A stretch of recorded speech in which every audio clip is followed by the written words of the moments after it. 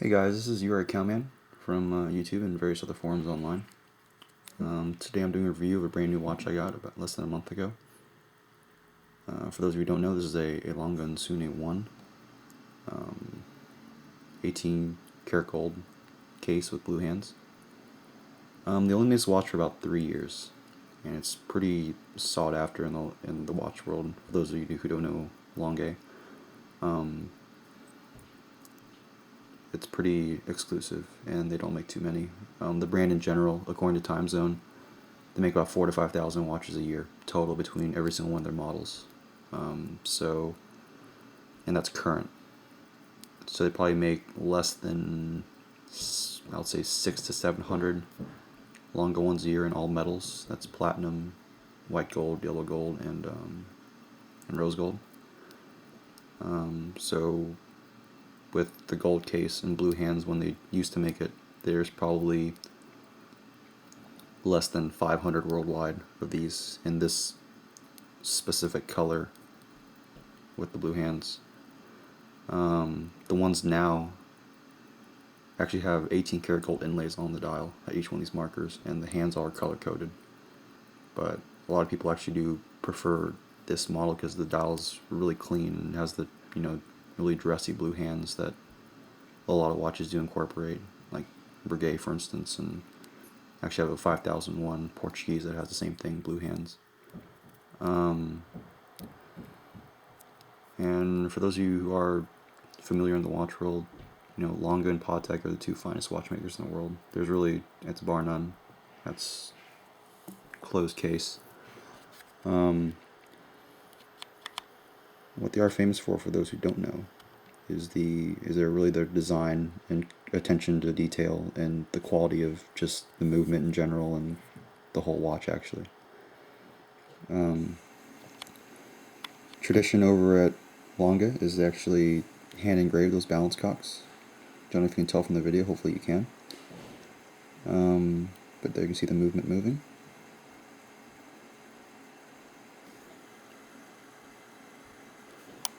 And they use blue screws to hold down the movement and all the components of the movement. So as you can see here, there are blue screws, and then those are 18 karat gold chatons that actually have jewels in place. So it's a really nice finishing touch. Glass Hue-tip ribbing, which German manufacturers are known for. And I don't know if you can tell from this video, but actually right there you can. There's a golden hue on the movement. And what that is Lange uses German silver, which is basically a nickel and zinc alloy that turns gold after time due to oxidation. So there's no need for electroplating to protect any of the movement pieces, and you can really tell right there.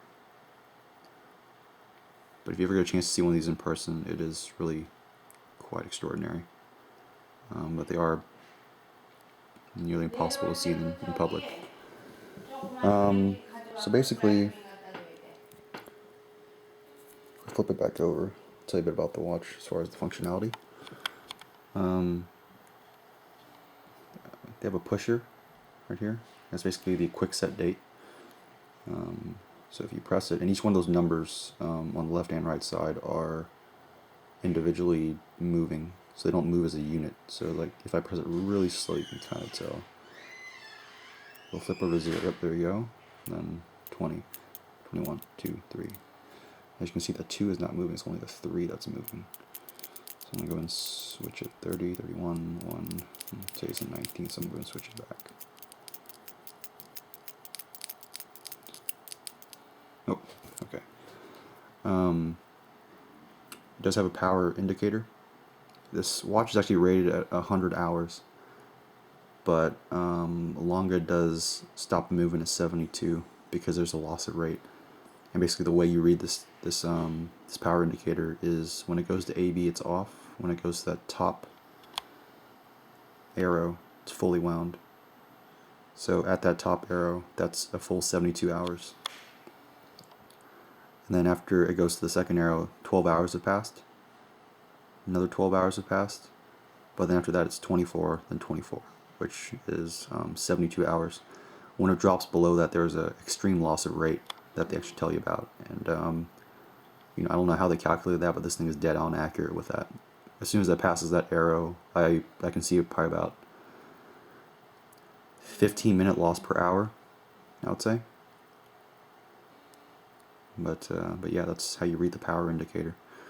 The way you wind this watch is just you regularly wind it, and this is a true manual movement, not an automatic. And for those who are asking why you would not buy an automatic, I mean, this kind of enchanting quality of true hand wound movements. Actually, I didn't buy this watch just because I liked it, but I actually bought it because I really wanted a true hand wound movement. The finishing on a lot of hand wound movements is just, there's a lot more to look at, and it's really more interactive because you have to wind it whenever you use it instead of having a watch that self winds and you just wear it. I mean, it kind of, I don't know, if you like playing with stuff, I guess there really is a big buying factor into why people actually like the hand wound movements. Longest automatic movements are something else, though. Man, it's amazing. But anyways, the way you set this watch is you just pull this stem out and you just set it. I'm actually using a video camera in one hand. Hopefully I can do it for you. But basically, you pull that out, and then there you go. You just set it.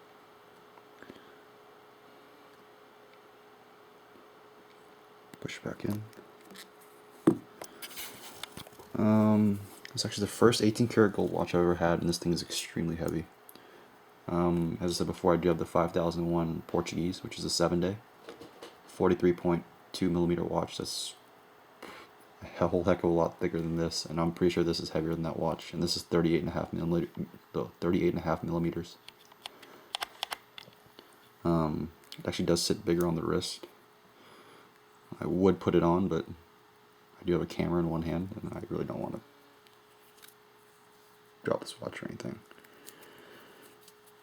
As far as accuracy is concerned, this thing is dead on accurate.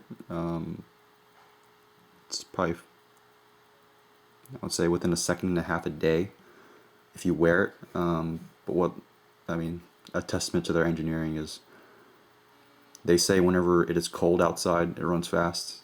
Whenever it's warm, it'll run slow. And it's actually true.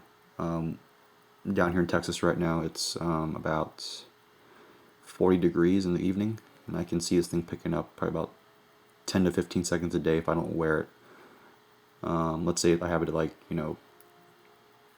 my living room and I don't have, in my bedroom, and I don't have the AC on when I'm not home or something. Let's say it's 60 degrees inside. This thing will be like plus 15 a day. But when I wear it on my wrist, even if it's like 50 degrees outside, it's dead on accurate, about a second and a half at the most, fast. I've yet to see it run slow, actually. Be absolutely gorgeous watch. Finishing is just really second to none, and the way it feels on the wrist is really, I can't even compare Patek to it. I've tried a few of those on. This one just has a great feel. So yeah, for those of you who are fortunate to see one of these out in the wild, it really is a magnificent watch. Thanks for your time, and enjoy.